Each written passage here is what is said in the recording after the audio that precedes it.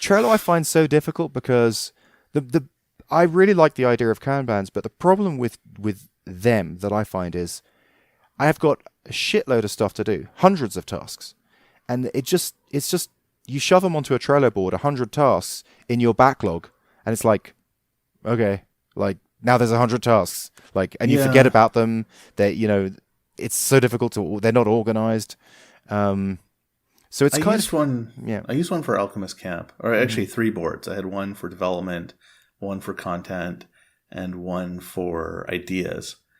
And it was useful. I used it for a few months and it was great. And then kind of what you're talking about happened. I was adding things faster than I was removing them. Mhm. And then eventually I just kind of declared bankruptcy and quit using it. And that's a big. I mean, I've experienced that like so many times. Like you use a management system and then stuff just ends up, and then you've got thousands of tickets in there. You know, so how do you bring some of those tickets back up in a timely fashion?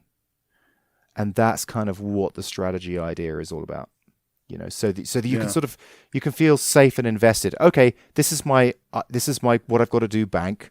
There's like 1,000 things in there, but it's okay because I'll chip away at them, you know, by using different Yeah. strategies over Well, time. I think you also need to just throw some away because like I read a lot. I love reading. I have a long list of stuff that I want to buy on like my wish list on Amazon. I have another list where I'm just watching them, see if the price goes down, and maybe I'll buy them.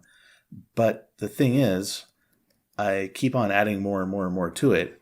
And even if I'm reading like 2 books a week or whatever, there's still like more interesting things coming out faster than I can read them.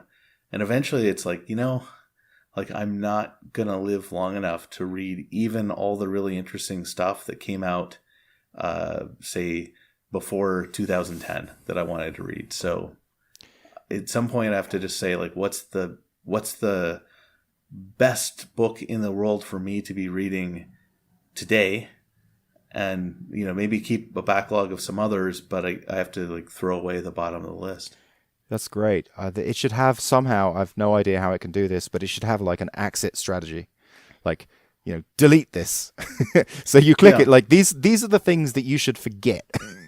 And well, and if it's like really good, say like the case of the book analogy, like if it's really good, someone else will recommend it, or I'll read a different thing from the author that makes me go, oh yeah, I want to. What was that other one I didn't get to? So, Hmm.